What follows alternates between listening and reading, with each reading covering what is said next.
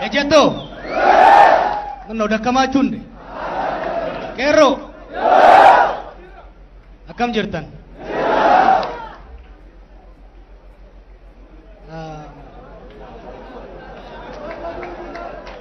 መናገር ይከብደኛል ሁለት ነጥብ ብቻ መናገር ፈልጋለሁ አንዱ ዛሬ የኦሮሞና የሲዳማ መሪዎች አባቶች እናቶች ምሁራን ያለማንም ጣልቃ ገብነት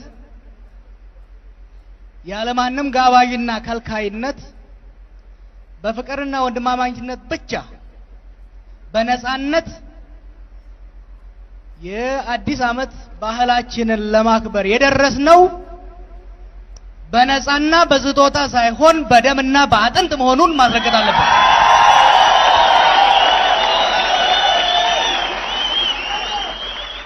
ይሄንን ክብር የሰላም ቀን ይሄንን ታላቅ የሲዳማ ህዝብ ይሄንን ታላቅ የአፍሪካ እሴት በነጻነት እንድናከብር አባቶቻችን በጋራ በሲዳማ ደን ውስጥ በባሌ ተራራ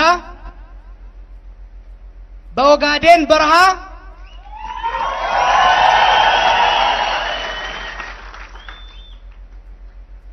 ለነጻነት ለእኩልነት ለህብረ ብሔራዊ ፌደራላዊ ዲሞክራሲያዊ ኢትዮጵያ ታግለዋል ስለዚህ የትግሉን መጨረሻ ምዕራፍ በእጀቶና በቄሮ ቢጻፍም የጻፍንበትን ስክሪፕቶ የጻፍንበትን ወረቀት በደማቸውና በአጥንታቸው ያስረከቡን አባቶቻችን መሆናቸውን ማንደም መርሳት የለብንም ይህን በደምና በአጥንት የተረከብነውን ትግል በአጭር ዘመናት ውስጥ በአጭር አመታት ውስጥ ባካበትነው የትግል ልምድ በወረስነው የአባቶቻችን ወኔ ዘመኑ በሰጠን ቴክኖሎጂ በመጠቀም ከፋፍለውን ሲቆረጥሙን የነበሩ ከፋፍለውን ሲጨርሱን የነበሩትን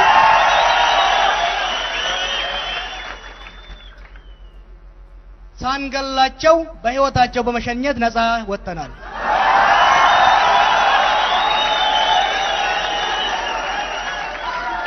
ዛሬም ቢሆን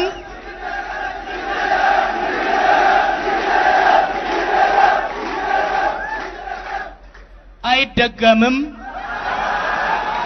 አታስቡ ጭቆና ከእንግዲህ በኋላ በእኛ ሀገር በእኛ ምድር አይደገምም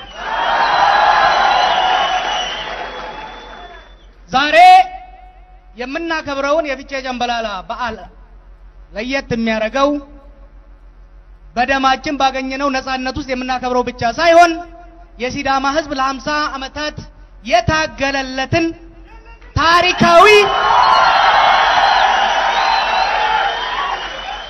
በታሪክም በህግም አስፈላጊ ከሆነ በጉልበትም ያገኘውን ራሱን በራሱ የማስተዳደር መብቱን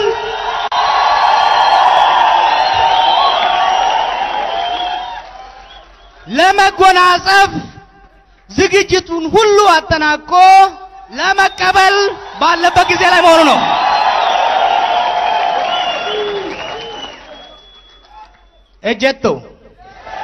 እጀቶ የትግላችን የመጀመሪያው ምዕራፍ በድል እንዳጠናቀቀን ሁሉ የታገልነው ግን ጨቋኞችን አባረን ለመባላት አይደለም ከጨቋኞች ከዘራፊዎች ያስተረፍነውን ንብረታችንን ለማሳደግ ከገዳዮች ያተረፍናትን ሀገራችንን ሰላም ለማጎንጸፍ ከከፋፋዮች ያስተረፍነውን ህዝባችንን አንድነቱን በማጠንከር ዲሞክራሲያዊ ልማታዊ ፌደራላዊ ኢትዮጵያን ለመገንባት ነው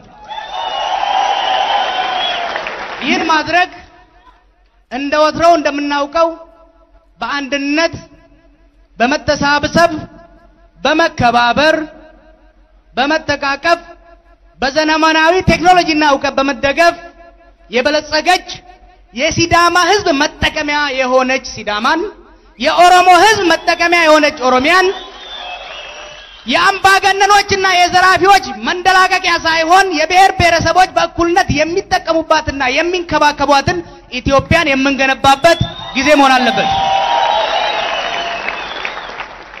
ይሄን ስንል ተራ ቀረርቶ የሚመስላቸው ይሄን ስንል ተራ ፉከራ የሚመስላቸው በምን መንገድ ላይ በምን ስልት በምን ፍጥነት ምን እንዳደረግናቸው መረዳት አለባቸው።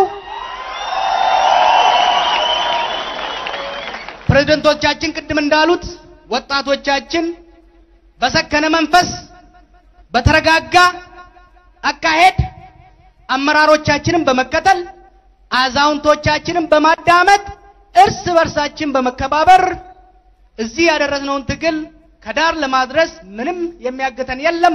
አንድነታችን ወኔያችን ቁርጠኝነታችን ለህዝባችን ታማኝነታችን መቼም አያዋርደንም። ሁሌም ኮራባችኋለሁ። መልካም አዲስ ዓመት። ደህና ሁኑልኝ። አመሰግናለሁ።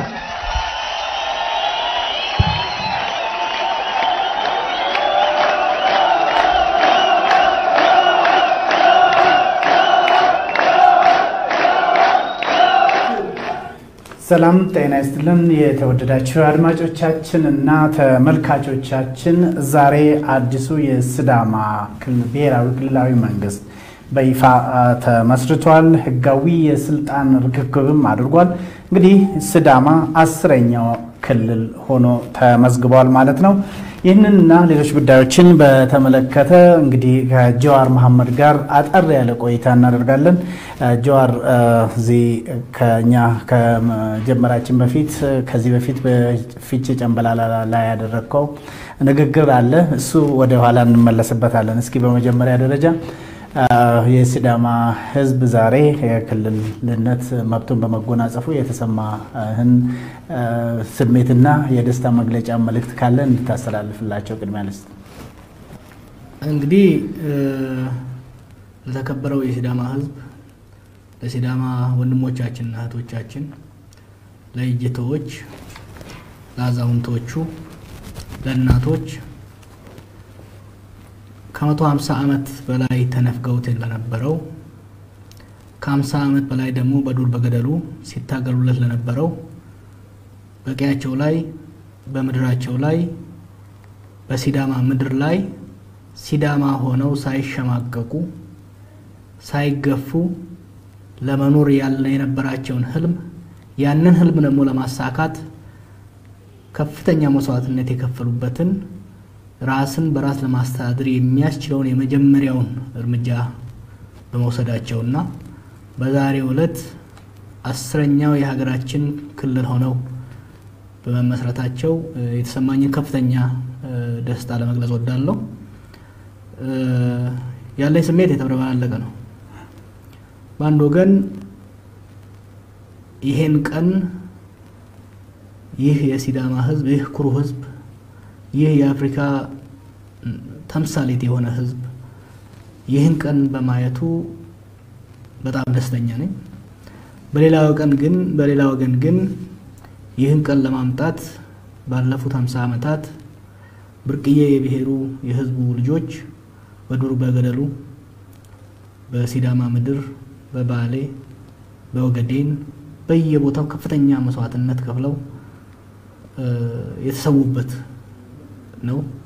ያ ብቻ አይደለም። የዛሬ 10 ምናምን ዓመት ሌላ ነገር አይደለም። ዛሬ የሆነውን ሲዳማ ክልል ስለሆነ የሚፈርስ ሀገር የለም። ግን ክልል እንሁን ብለው ስለጠየቁ ብቻ በሎቄ ላይ ማአት ሰው ያለቀባቸው ነው። አሁን ራሱ ባለፈው ዓመት በህገ መንግስቱ መሰረት ሰላማዊ በሆነ መልኩ በጋዶ ከፍተኛ ትግል አድርገው የሬፈረንደም ቀን እንዲያዝላቸው ባደረጉት ትግል ከ63 በላይ ሰው ተሰውቶባቸዋል። እነዛ ወንድሞቻችን እነዛ እህቶቻችን እነኛ የሲዳማ እንቁ ልጆች ዛሬን ቢያዩ የሚል ምኞት አለኝ። እነሱን ስንሰማ በተለይ ደግሞ ወደ መጨረሻው ላይ በጣም አላስፈላጊ በሆነ መልኩ የተቀጠፉትን ወንድሞቻችንን ሳይ በጣም ነው የሚሰማኝ። ሆኖም ግን ያ መስዋዕትነታቸው ያ የከፈሉት መስዋዕትነት የሲዳማ ህዝብ የከፈለው መስዋዕትነት በመጪ ያላፊው መንግስት ሲወርድባቸው የነበረውን ዱላ መገደል መገፋት ተቋቁመው በድል አድራጊነት ያለ ለመና በትግላቸው በደማቸው የዛሬውን ቀን በማየታቸው ደስታለው ብሔሩም ህዝቡም እንደሚደሰት ተስፋ አደርጋለሁ እንኳን አደረሳችሁ እንኳን ደስ አላችሁ ይህ የመጀመሪያው ምዕራፍ ነው ለሚቀጥለው ምዕራፍ ደግሞ በስፋት ተዘጋጁ ለማለት ፈልጋለሁ